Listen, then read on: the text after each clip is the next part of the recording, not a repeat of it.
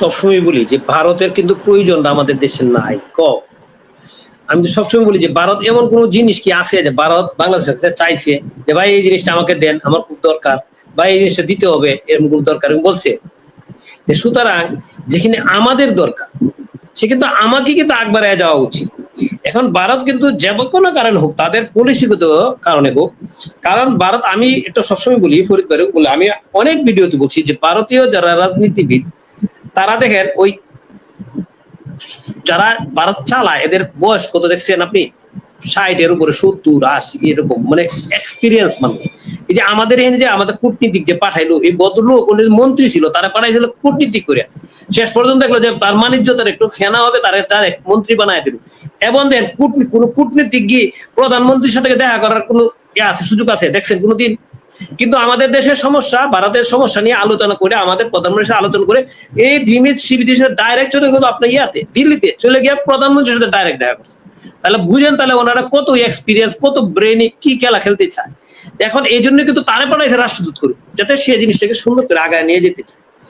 ভারত আসলে শুনে, ভারত যেহেতু উদীয়মান অর্থনীতির দেশ, একটা জিনিস চিন্তা করে, যেসব দেশ উদীয়মান অর্থনীতির দেশ থাকবো তারা কিন্তু যুদ্ধের থেকে মহা দূরে থাকতে চায়, অনেক দূরে থাকতে, তারা চাইল দেশের জনগণ উন্নয়ন, দেশের উন্নয়ন। ভারত চায় না যে কোনো একটা মানে ক্যাশ কালের মধ্যে পড়ো, ওইখানে যুদ্ধ করো, ওইখানে তাদের অর্থনীতির একটা ক্ষতি হয়, ইমেজের একটা ক্ষতি হয়। কিন্তু পাকিস্তান কিন্তু এই জিনিসটা চিন্তা করে, পাকিস্তান চিন্তা করে যে কারা কিভাবে মাইরে খাইবো, কাদের কিভাবে আক্রমণ করবো। আপনি যারা বলছেন এই যে কূটনীতি কথাটা বলছেন, এই জন্যই কিন্তু ভারত বারবার চেষ্টা করতেছে যে বাংলাদেশের থেকে স্বাভাবিক সুন্দর সম্পর্ক রাখুন। কিন্তু যদি আপনি এই যে বললেন, আপনি এই যে ডিসেম্বরে শেষ হয়ে যাবে আমাদের গঙ্গা চুক্তি বন্ধ শেষ হয়ে যাবে, গঙ্গা চুক্তি যখন শেষ হয়ে যাবে তখন যখন ভারতে পানি নিয়ে এই ক্যাসটা করে, তাহলে আপনি কি করতে পারবেন? কিছুই করতে পারবেন না। আবার তিস্তা নিয়ে বহুদিন ধরে আছে, যেটা নিয়ে আলোচনা হওয়ার কথা ছিল, আর আপনি বলতেছেন একটু ইয়ে দেই, ভারত পাকিস্তান কিন্তু ওই যে সিন্ধু তো মনে হয় সিন্ধু নদের কি পানি নিয়ে পাকিস্তানের সাথে ভারতের ঝামেলা চলছে, পাকিস্তান তো অলরেডি হুমকি দিয়েছে হামলা করবে। তো আমরাও তো কি বলে গঙ্গার পানির জন্য ভারতে হামলা টামলা করবো, এই ধরনের হুমকি কি আমরাও দেবো নাকি? রফিকে বলুন। আমি এটা বলবো কারণ আমি নিজে যদি এটা নিয়ে বেশি আলোচনা করি, গতকালকে আমি নিজের ভিডিওতে এটাকে ভিডিও করছি যে ভারতের ওই যেন সিন্ধু নিয়ে। এখন এই যে আপনার তিস্তাতে মহাপরিকল্পনা করবেন, আপনি এখানে পানি আটকায় রাখবেন, কি না করবেন, এই করবেন, কি না কিছু করবেন, আপনার চীনের সাথে ইয়ে করবেন, এগুলি তো অনেক আলোচনা আমরা করছি। চীনে এখানে অত সহজে বিনিয়োগ করবে না, এরা সম্ভবত যাচাই করবে, যাচাই করে আপনার পানির ব্যবস্থা যদি না করতে পারেন তাহলে তিস্তা মহাপরিকল্পনা করলে তো কোনো লাভ হবে না। সুতরাং এই যে আপনি ইনভেস্ট করবেন চীন, তার মানে প্রতিটা ক্ষেত্রে বা চীন যদি আমাদের তিস্তাতে যদি আপনি ইনভেস্ট করতে চাও মহাপরিকল্পনা, এরপরও ভারতের সাথে কি ধরনের আমাদের একটা সম্পর্ক ডেভেলপ হলো কিনা ওইটা কিন্তু চীন জানতে চাবে। কারণ ওইখানে ইয়া করে আপনার এত টাকা ইনভেস্ট করে তো চীন এই টাকা নষ্ট করতে চাবে না। এখন আমি যেটা বলতে চাচ্ছিলাম, এই যে পানি চুক্তির যে ব্যাপারটা আছে, এটা তো আমাদের জন্য খুব জটিল জিনিস। আপনার এই যে দেন পাকিস্তান কি করতেছে, আজকে বেশ কিছুদিন ধরে হুমকি দিতেছে ডাইরেক্ট। গত পরশুদিন আমি একটা ভিডিও করছি না গতকালকে, যে পাকিস্তানের 13 তারিখ মনে 13ই আপনার আগস্টে পাকিস্তানের সেনাবাহিনীর উপস্থিতি, প্রধানমন্ত্রী না রাষ্ট্রপতির উপস্থিতিতে শাহবাজ শরীফ কি বললো, যে তাদের একটা 1 ফোঁটা পানি হলো রেড লাইন, 1 ফোঁটা পানি, মানে ওই সিন্ধু চুক্তির পানি নিয়ে তাদের সাথে অলরেডি কিন্তু বড় ধরনের মতভেদ তৈরি হয়েছে। এবং সিন্ধু চুক্তির পানি নিয়ে কিন্তু অলরেডি আন্তর্জাতিক আদালতও গেছে পাকিস্তান, যেটা ভারত যায় নাই। সুতরাং এটা সমাধান করতে পারবে না। এখন হয়তো এরা হুমকি দিচ্ছে, আপনি শুনেন, হুমকি তো পাকিস্তান সারা জীবনই দিচ্ছে, পাকিস্তানের কাজ হলো হুমকি দেওয়া। তার নিজের দেশের জনগণের উপরে আপনি আক্রমণ করে, তার নিজের দেশের জনগণের সারা জীবন সারা যুদ্ধ করতেছে। আপনার বেলুচিস্তান বলেন, আপনার খাইবার পাখতুন বলেন, এখন নতুন করে আজাদ কাশ্মীর শুরু হয়েছে, ওদের বিরুদ্ধে এরা যুদ্ধ করতেছে, আফগানের সাথে যুদ্ধ করতেছে। তার কাজ এলো যুদ্ধ করা। যুদ্ধ না করলে তো আপনি ফকির হতে পারবেন না ভাই, যুদ্ধ না করলে তো আপনি ভিক্ষা উঠতে পারবেন না, বুঝছেন? এখন আপনি ওই ভারতে আপনার হুমকি দিছে, ভাই আমরা তো সব জানি ভারতের কতটুকু শক্তি আছে, পাকিস্তানের কতটুকু শক্তি আছে, আর এগুলো যুদ্ধ করার ক্যাপাসিটি লাগবে। আমেরিকার কিন্তু সারা বিশ্বের নাম্বার 1 আপনার শক্তি, সামরিক শক্তি। এখন আমরা বাংলাদেশি মিডিয়া থেকে আসে শুনি, যেটা আমি জানি না সঠিক, কারণ এটা তথ্য তাদের কাছে। তারা এই ইরানের সাথে এতদিন যুদ্ধ করতে হতে ওরা মোটামুটি ক্লান্ত হয়ে গেছে, তাদের অস্ত্রের ভান্ডার নাকি খালি হয়ে গেছে। চিন্তা করেন জিনিসটা। কারণ পাকিস্তানের কি মুরুদটা আছে ভারতের সাথে যুদ্ধ করার মতন বলেন আপনি? চীনের যাদের মুরুদ আছে যুদ্ধ করার লাগিয়া, তারাই তো ভারতের সাথে যুদ্ধ করে না। চীনের যে মুরুদ আছে, তারা তাইওয়ান তাদের ভূখণ্ড ছিল, সেটা আপনি বিচ্ছিন্ন হয়ে গেছে, সেটাই তো তাদের মধ্যে যুদ্ধ করতে চায় না, হুমকি দেয় কালে যে তাড়াতাড়ি তোমরা আমার সাথে মিশে পড়ো। এরপরও তারা যুদ্ধ করে না। চীন ইচ্ছা করলে তাইওয়ানকে একদিনে আপনার দখল করে আনতে হবে, এরকম শক্তি তাদের আছে, কিন্তু যাচ্ছে না। কেন?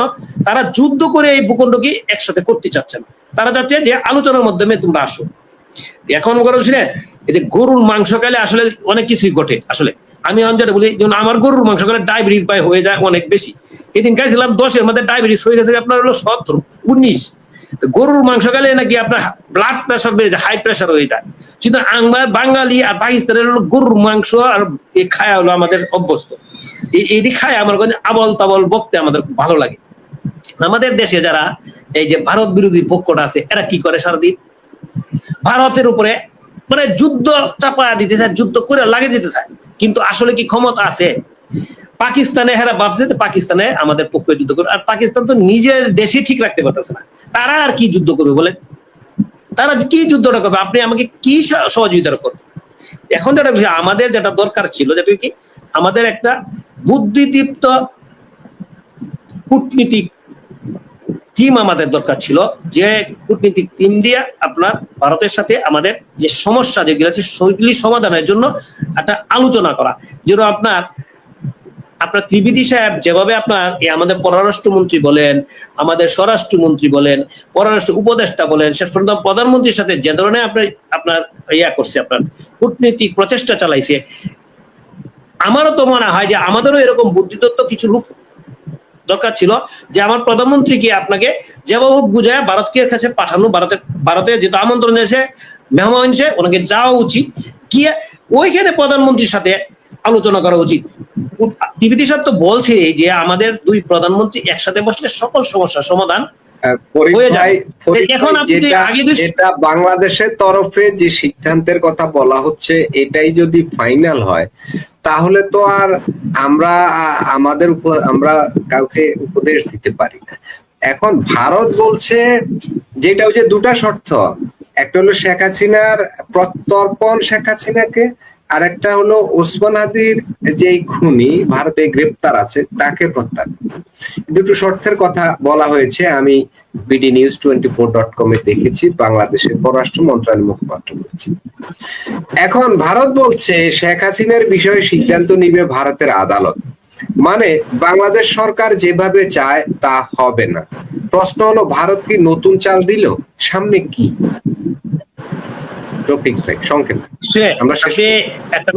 আপনি কথা বুঝেন, আপনি শেখ হাসিনা ভারত কিভাবে হাইটে গেছে না পলায় গেছে বলেন?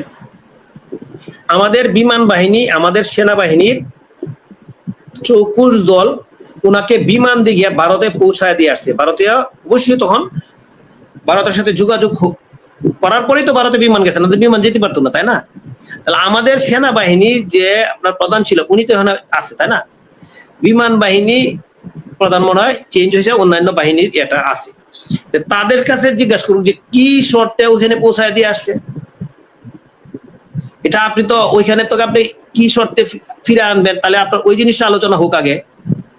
একটা নিশ্চয়ই একটা শর্তে তো ওইখানে পাঠানো হয়েছে নাকি?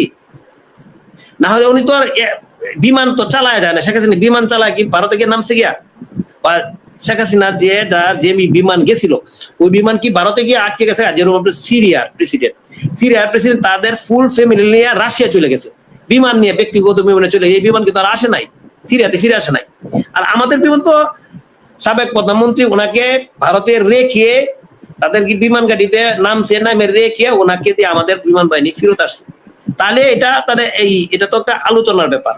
আপনি যদি কাছাকাছি না যান, দূর থেকে যদি আপনি শর্ত দেন, এই শর্ত সেই শর্ত, তাহলে তো এইগুলির কোনো মানে ফলপ্রসূ আপনার হবে না, সলিউশন হবে না। আপনি যদি এখান থেকে বলেন উসমান হাদির ব্যাপারটা যেটা বলছেন, উসমান হাদির খুনি আপনার অ্যারেস্ট হয়েছে, ধরেন আপনি বলছেন অ্যারেস্ট হয়েছে বাংলাদেশ থেকে, বলছে আপনাকে দেখে আসছে আমাদের লোকরা কি গেছিল? আপনি কি এখান থেকে কোনো প্রতিনিধি গেছিল যে উসমানদের লোক এখানে অ্যারেস্ট হয়েছে?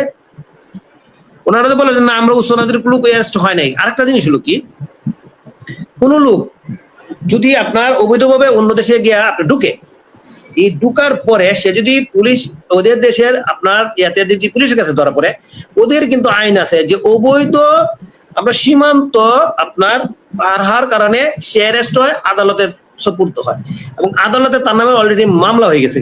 ওই মামলার রায় পর্যন্ত অপেক্ষা করতে হবে। আপনি যদি বললেই শুধু তো হয় না, তাই বললে হয় কখন, আপনি যদি গিয়ে আলোচনা করেন, আলোচনা করার পরে একটা সলিউশন বের করতে হবে। এই সলিউশন অনুযায়ী তখন আপনার পর্যায়িত কাজ করবে। কারণ আকবরায় যেটা আপনারা বলতেছি আমাদের দেশ থেকে বলতেছে, এটা আমার কোনো যুক্তি পর্যায়ে পড়ে না, কারণ কূটনীতিক ভাষায় এটা হয় না। অলরেডি এটা নিয়ে অলরেডি আলোচনা হয়েছে যে আমাদের দেশের যে কূটনীতিক ভাষা যেটা ইউজ করা হয়েছে পররাষ্ট্র মন্ত্রণালয় থেকে, এটা মানে যুক্তিযুক্ত করা। কারণ ওদের দেশে ঢুকছে কি উসমান হাদির পলায় হত্যাকারী পলায় ঢুকছে কি ধরে যেমন মনে করেন ঢুকছে আমাদের, কিন্তু ওদের পুলিশে অ্যারেস্ট হয়েছে, ওর আদালতে কিন্তু ইয়ে হয়েছে, তার তো প্রবেশকারী, তার একটা শাস্তি হবে। শাস্তি হইলে তাদের জেলে গেলে তখন গিয়ে আপনি এটা ফেরত আনতে পারবেন, কিন্তু বিচারের মাঝখানে কিন্তু কাউকে আনতে পারবেন না। কিন্তু এটা কিন্তু এটাই আইন। বিচার হইলো জেলে ঢুকলো তখন আপনি আনতে পারেন। তা যাক আনেন, বা আরো হয়তো বা সরকার যদি চিন্তা করে, বিভিন্ন সরকার তাহলে বিভিন্নভাবে চিন্তা করতে পারে। এটা তো আলোচনার ব্যাপার, আইনের ব্যাপার আছে। বিষয়টা তো এখন প্রাইম মিনিস্টার ভারতে না গেলে তো এই আলোচনার টেবিলটা খুলবে কে, কার সাথে কে? আর এটা তো উচ্চ পর্যায়ের ব্যাপার, এটা তো খুব ছোটখাটো ব্যাপার না যে সাবেক প্রধানমন্ত্রীকে আমি বাংলাদেশ থেকে বললাম তুমি ফিরিয়ে দাও, কি বলে প্রত্যার্পণ করো, না হইলে আমি গিয়ে নিয়ে আসবো, বা আমি তোমার দেশে হামলা করব, তাকে 24 ঘন্টার ভিতরে দিতে হবে। আমি এখানে বসে এইসব স্লোগান দিলে কি হবে? এটা তো আলোচনার ব্যাপার। সেটাই তো বলছি, এটাই তো বলতেছি যে যদি নাই যা আলোচনায় যদি না করে তাহলে এটা সমাধান। তাহলে কি আপনার কি মনে হয় যে আমাদের কূটনীতি কিছু ঘাটতি রয়েছে? মানে আমাদের যেমন চায়নাতে আমরা গেলাম, আমাদের চায়না ইনভেস্ট করবে, ফাইনালে দেখলাম ইনভেস্ট করা তো দূরে থাকুক, আরো বিপদ হয়ে গেল অনেকটা। এখন মার্কিন যুক্তরাষ্ট্রের সাথে আবার আমরা বাণিজ্য চুক্তি করলাম, এখন আমাদের গ্যাস সংকট। পিটার হাস আমাদের সচিবালয়ে এসে বসে থাকে এলএনজি বিক্রির জন্য, আমরা তার কাছ থেকে ডাবল দামে এলএনজি কিনি, তাও কাভারেজ হয় না। আমাদের সরকার বলছে 2 বছরেও সমাধান হবে না তেল গ্যাসের সমস্যা, বিদ্যুতের সমস্যা। যাই হোক রফিক ভাই, আমরা আজকের আলোচনাটা আর দীর্ঘায়িত করবো না। অনেক দর্শক যারা এতক্ষণ আমাদের শুনছিলেন, লাইক কমেন্ট শেয়ার করেছেন এবং সাবস্ক্রাইব করেছেন, আপনাদের প্রতি অনেক প্রীতি ও ভালোবাসা। রফিক ভাই, ফরিদ ভাই যুক্ত হয়ে সময় দিয়েছেন, আপনাদের প্রতি অনেক কৃতজ্ঞতা। দর্শক আজ এখানেই শেষ করব, দেখা হবে পরবর্তী লাইভে। সে পর্যন্ত সবাই ভালো থাকুন, সুস্থ থাকুন এবং নিরাপদে থাকুন।